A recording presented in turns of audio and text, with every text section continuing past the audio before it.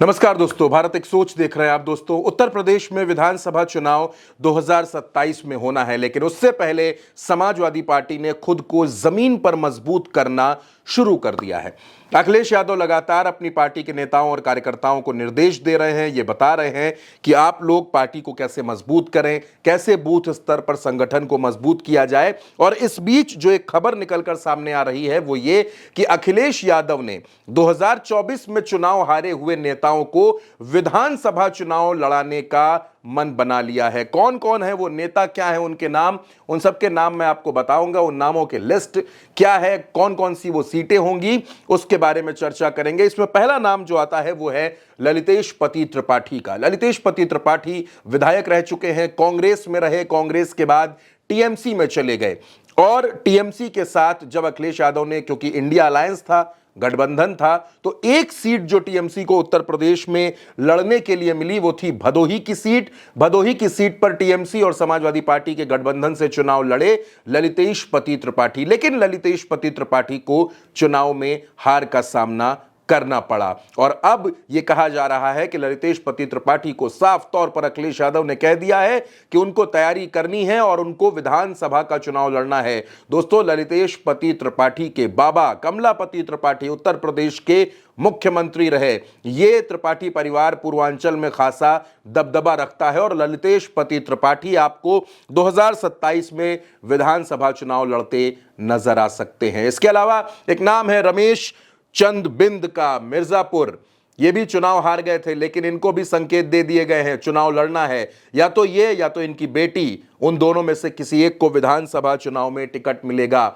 इस लिस्ट में अगला नाम है मनोज कुमार का। नगीना से चुनाव लड़े थे मनोज कुमार, चंद्रशेखर से इनका मुकाबला हुआ था, लेकिन ये वहां चुनाव हार गए थे। अखिलेश यादव ने इनको भी चुनाव लड़ाने के संकेत दिए हैं। यानी लोकसभा चुनाव में जो हार मिली मनोज कुमार को क्योंकि बड़ा मुकाबला था, वो चंद्रशेखर से चुनाव हारे, उनको विधानसभा चुनाव लड़ने का मौका मिलेगा। अगली सीट है फूलपुर की। अमरनाथ मौर्य चुनाव हारे थे। कहा यह जाता है कि इनके साथ बेईमानी की गई, ऐसे आरोप अमरनाथ मौर्य लगाते हैं। अमरनाथ मौर्य भी आपको 2027 में विधानसभा का चुनाव लड़ते हुए नजर आ सकते हैं।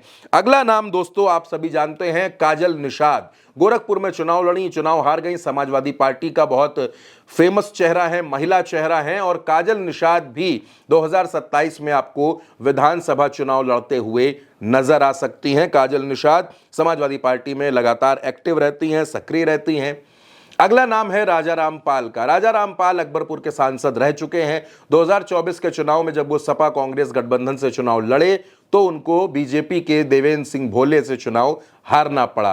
राजा रामपाल भी सक्रिय नेता है, पाल बिरादरी में मजबूत धाक वाले नेता हैं, और ऐसा कहा जा रहा है कि राजा रामपाल भी विधानसभा का चुनाव लड़ेंगे। इस लिस्ट में अगला नाम आता है उन्नाव से अनु टंडन का। पूर्व सांसद अनु टंडन 2009 में ये सांसद का चुनाव जीती थी। 2024 में समाजवादी पार्टी से चुनाव लड़ी और इन्होंने एक मजबूत टक्कर दी थी बीजेपी के साक्षी महाराज को। कहा जा रहा है कि अनु टंडन भी 2027 में विधानसभा का चुनाव लड़ती हुई नजर आ सकती हैं। अखिलेश यादव ने ऐसे संकेत इनको दिए हैं कि आपको तैयारी करते रहना है और उन्नाव में अपनी सक्रियता को बनाकर रखना है। अगला नाम है संगीता राजवंशी का। मिश्रिक से ये चुनाव लड़ी थी संगीता राजवंशी, और संगीता राजवंशी को भी समाजवादी पार्टी उत्तर प्रदेश में विधानसभा का चुनाव लड़ा सकती है। और आखिरी नाम जो सबसे ज्यादा चर्चाओं में है वो है मेरठ की सुनीता वर्मा का। सुनीता वर्मा लोकसभा का चुनाव लड़ी थी, लेकिन बीजेपी के अरुण गोविल से यह चुनाव हार गई थी, और अब ऐसा कहा जा रहा है कि संगीता वर्मा को भी विधानसभा का चुनाव लड़ाया जा सकता है। यानी समाजवादी पार्टी हर तरीके से अपने कील कांटे दुरुस्त करने में लगी है। किन किन लोगों को चुनाव लड़ाना है उनको अभी से अखिलेश यादव ने संकेत देने शुरू कर दिए हैं। तो जो 2024 में चुनाव हारे थे वो 2027 में प्रत्याशी हो सकते हैं, उनको टिकट मिल सकता है। ऐसी खबरें, ऐसी चर्चाएं उत्तर प्रदेश के सियासी गलियारों में चल रही हैं।